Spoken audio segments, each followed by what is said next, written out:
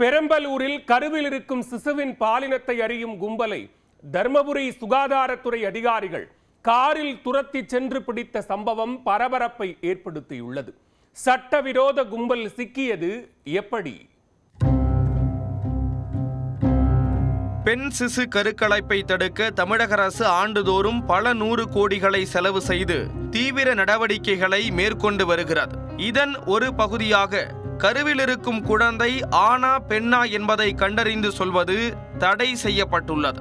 இந்த நடைமுறை அனைத்து மருத்துவமனைகளிலும் கடைபிடிக்கப்பட்டு வரக்கூடிய நிலையில் சிலர் வீடுகளை வாடகைக்கு பிடித்து கர்ப்பிணி பெண்களை அழைத்து சென்று பணத்துக்காக கருவில் இருக்கும் குழந்தையின் பாலினத்தை கண்டறிந்து கூறி வருகிறார்கள்.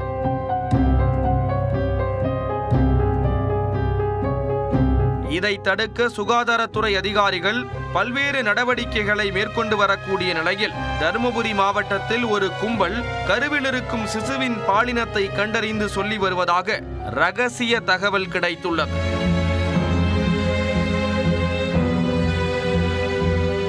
அக்கும்பல் மொபைல் டீம் போல் செயல்பட்டு கர்ப்பிணி பெண்களை வாகனத்தில் அழைத்து சென்று சட்டவிரோத செயலில் ஈடுபடுவதாக தெரிய வந்தது. இதனால் உஷாரடைந்த சுகாதாரத்துறை அதிகாரிகள் இந்த கும்பலை பொறி வைத்து கையும் களவுமாக பிடிக்க முடிவு செய்தனர்.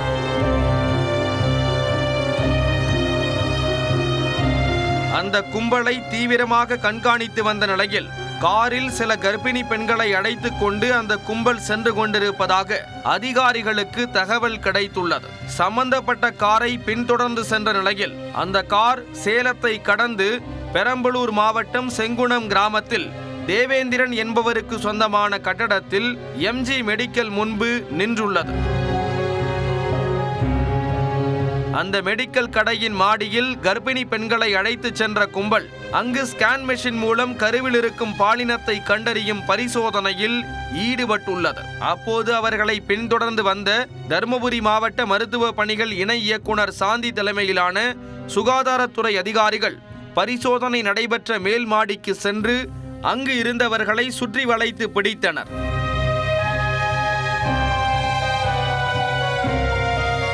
சட்டவிரோத பரிசோதனையில் ஈடுபட்ட முருகன் என்பவரையும் 4 கர்ப்பிணி பெண்களையும் தங்கள் கட்டுப்பாட்டுக்குள் கொண்டு வந்தனர்.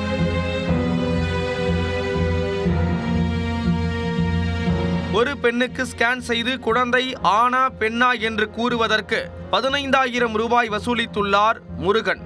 MA படித்துவிட்டு அவர் இந்த சட்டவிரோத செயலில் ஈடுபட்டு வந்ததும் தெரிய வந்தது.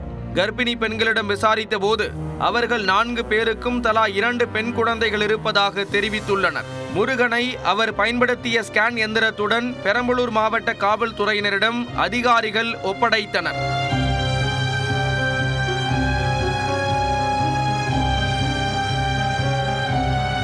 இது ஒரு புறம் இருக்க, அதிகாரிகள் உள்ளே வருவதை கண்டவுடன் தரைத்தளத்தில் செயல்பட்டு வந்த மெடிக்கல் ஷாப்பில் இருந்த ஒரு பெண் மற்றும் இளைஞர் தப்பி ஓடி உள்ளனர். வேனில் கர்ப்பிணி பெண்களை அழைத்து வந்த 3 ஏஜென்ட்டுகள் தப்பி ஓடிய நிலையில் அவர்களை பிடிக்கும் முயற்சியில் போலீசார் ஈடுபட்டுள்ளனர். இந்த மெடிக்கல்ல இருக்கவங்க எங்களை பார்த்தோன்னே அவங்க அந்த அம்மாவும் அந்த பையனும் அவங்களுமே ஓடிட்டாங்க.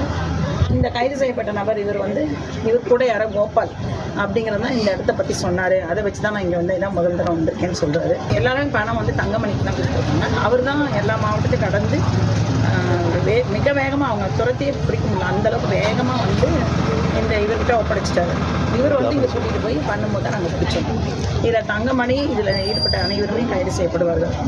கருக்கலைப்பில் ஈடுபடுவோர் கும்பலாக செயல்படுகிறார்களா, இதன் பின்னணியில் உள்ளவர்கள் யார் என்பது குறித்த விசாரணையையும் போலீசார் தீவிரப்படுத்தி உள்ளனர்.